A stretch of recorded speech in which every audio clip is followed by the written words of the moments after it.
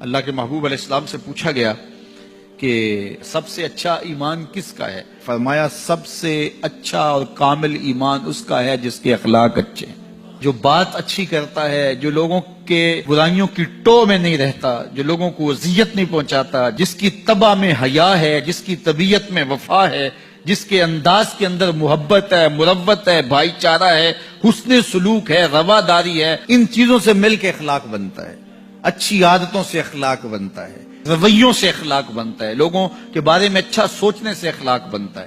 تو اچھے خلق رکھنے والا شخص اچھے ایمان کا حامل ہے۔ بہتر ایمان اس کا ہے جس کے خلق اچھے ہیں، جس کا کردار اچھا ہے، اور جس کا کردار اچھا نہیں ہے تو سنیے اللہ کے محبوب نے ارشاد فرمایا، فحش مزاجی اور فحش گوئی، بےہودہ بولنا اور بےہودہ طرز زندگی اختیار کرنا، فرمایا یہ دونوں چیزیں اسلام سے نہیں ہیں، ان کا اسلام سے کوئی تعلق نہیں ہے۔ اسلام تو لطیف دین ہے، اسلام تو خوبصورت دین ہے، اسلام تو دین محبت ہے۔ فرمایا تم میں سے سب سے اچھا اسلام اس کا ہے جس کے خلق اچھے ہیں۔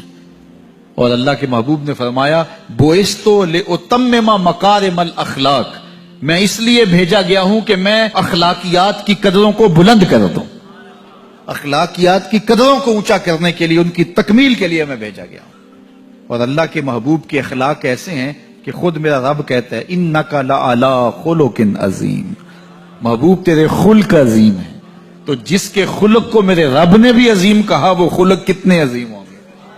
اللہ اکبر۔ حضرت سیدنا انس بن مالک رضی اللہ تعالیٰ عنہ فرماتے ہیں 10 سال میں نے حضور کی خدمت کی ہے، اور 10 سال میں ایک بار بھی ایسا نہیں ہوا کہ میرے حضور نے مجھے جھڑکا ہو۔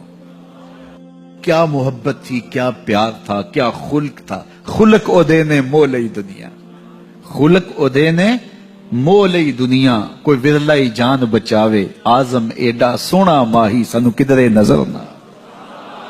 کچھ ان کے خلق نے، کچھ ان کے کردار نے کر لی، مسخر ساری دنیا شہ ابرار نے۔ تو اچھے اخلاق کا حامل جب بندہ ہوگا، اس کا ایمان کامل ہوگا اور اس کا ایمان اچھا ہوگا۔ تو نامہ اعمال میں جو عمل ڈالے جائیں گے، جو ترازو پہ، میزان پر جو عمل ڈالے جائیں گے، سب سے وزنی عمل نماز نہیں ہوگا، روزہ نہیں ہوگا۔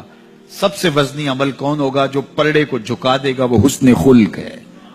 تو لوگوں سے اخلاق اچھے رکھیں، لوگوں سے رویے خوبصورت رکھیں، بات کرنے میں سلیقہ سیکھیں، گفتگو کا طریقہ سیکھیں، لوگوں کے معاملات کے اندر، نجی زندگی کے اندر جھانکنے کی کوشش نہ کیجیے، اور لوگوں کے بارے میں حسن ظن رکھیے، ان کی بہتری کا سوچیے، اور ان کے لیے خیر کے ماحول کو فراہم کیجیے، ان کے لیے آسانیاں پیدا کیجیے، اور ان کو جو ہے وہ آپ اچھائی کی طرف بلائیے۔ میرے بزرگ فرمایا کرتے تھے جس سے دوستی ہو تو اس کا بھلا سوچنا چاہیے، اور کسی کا بھلا سوچنا یہ ہے کہ اس کی دنیا بھی اچھی اور بالخصوص اس کی آخرت اچھی ہو جائے، تو اس کو دین کی طرف لایا جائے، اس کو اچھائی کی طرف لایا جائے تاکہ اس کی آخرت برباد نہ ہو۔ یہ کسی کا بھلا سوچنا ہے۔ تو اچھے اخلاق کا حامل شخص ہی ایک اچھا مسلمان ہوتا ہے۔ صوم و صلات سے کوئی شخص نہیں پہچانا جاتا، یہ تو اس کا ذاتی معاملہ ہے۔ کسی شخص کی پہچان اس کے اخلاق سے ہے۔ نکاح کرنے کے حوالے سے بھی اللہ کے محبوب نے ہمیں جو رہنما اصول دیا، فرمایا جس کے اخلاق اور جس کا دین تمہیں پسند آ جائے اس سے اپنی بیٹی کا نکاح کرو۔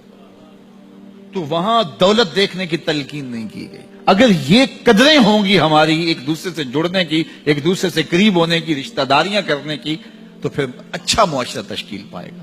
اور جب ہماری جو ہے وہ ترجیحات اس سے ہٹ کر کے ہوں گی تو پھر اچھا معاشرہ تشخیص نہیں پائے گا۔ آج اس سے تعلق جوڑا جاتا ہے جس کے پاس دولت کی کثرت ہو یا کوئی صاحب اقتدار ہو، تو لوگ اس سے تعلق رکھتے ہیں، چاہے اس کے اخلاق کتنے ہی برے کیوں نہ ہوں، اس کے رویے کتنے ہی تلخ کیوں نہ ہوں۔ جو اچھے خلق کا حامل ہے اس کی قربت اختیار کرو، تمہیں زندگی اور آخرت کا نور نصیب ہوگا۔